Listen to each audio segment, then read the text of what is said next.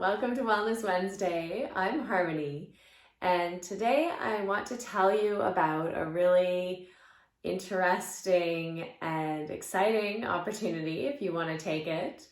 My friend Sri Vigneshwar Bhatt, he's a Vedic Pandit or priest in India and a Sanskrit scholar of sorts, a Vedic chanting master. He is a part of an initiative to have everyone around the globe chanting the Dhanvantari Mantra 80 million times. That's right, you heard it, 80 million times collectively around the world from now until April 14th. And then between April 14th and April 21st, he's going to hold a yagna with 80 other pundits or priests who will be making 800,000 recitations of the mantra and offerings into a huge fire puja or yagna. And this is to help increase healing, to help raise consciousness, to help protect the world, all the people in the world. It's for everybody collectively, for our health, our healing, to raise up consciousness and to bring new life and energy and positivity into our world.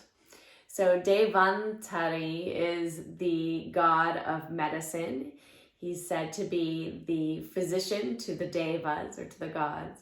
And you may have heard the famous story of the churning of the milky ocean, or the ocean of milk, the Samudra Mathana.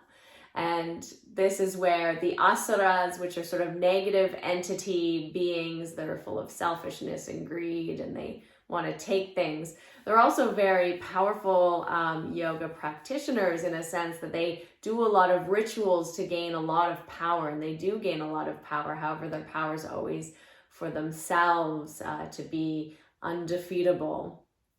So these asuras, or sometimes they're called demons, and they are taking over the world. The devas have lost their power, have lost their prominence in heaven. They've even lost the kingdom. Indra has lost his kingdom, the Lord of the gods, due to a curse that was given upon him due to his negligence or his mindless actions.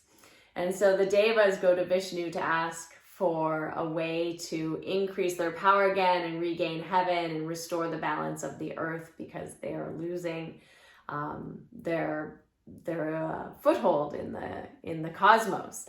They're becoming very weak and have no power anymore. And so Vishnu says, well, you have to work together with these demons, these asuras. So the devas are more light beings, they're positive energy forces, or we would say like gods. And so the gods and the demons come together, and they use a mountain as the rod, and they use Vashiki, I think is the name of the snake, infinite cosmic snake, to be a rope. And then they do like a tug of war with the tail and the head of the snake in order to churn the cosmic ocean. And of course, up comes poison, and Shiva in his mercy drinks the poison, and Parvati holds his throat so that he doesn't die and it doesn't go all the way through, it gets stuck in his throat.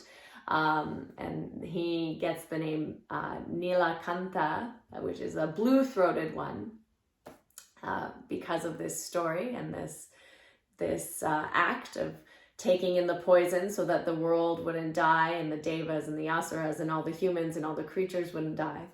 But also out of this milky ocean comes Lakshmi, the consort of Vishnu, the goddess of prosperity and wealth and beauty and happiness.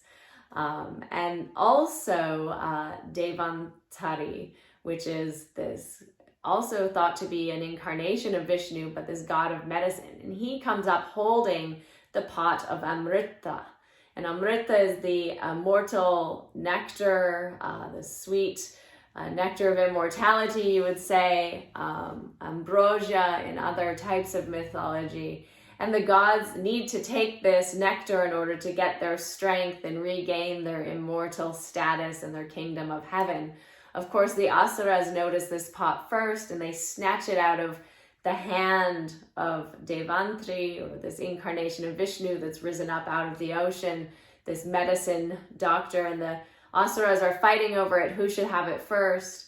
And so then Vishnu again arises and comes into being as a beautiful woman, Mohini, where he dances around and enchants the Asuras with his beauty as this, nymph-like creature who takes the pot and they don't even notice. And then she feeds all the devas the nectar of immortality, and they regain their strength and their energy and are able to defeat the demons. And none of the demons receive the nectar except for one, who disguises himself as a deva and is able to get some of the nectar, but he gets noticed right away and his head gets severed from his body, and he becomes Ketu and, oh my gosh, Rahu in the sky, the shadow moons, the eclipses of the sun and the moon. These are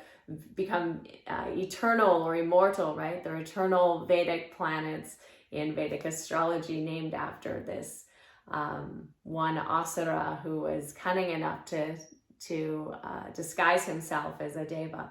So this is the story of how Dhanvantari comes into being. Later, he propagates the teachings and the practices of Ayurveda for all the humans on the planet, and is worshipped for good health and longevity and freedom from suffering.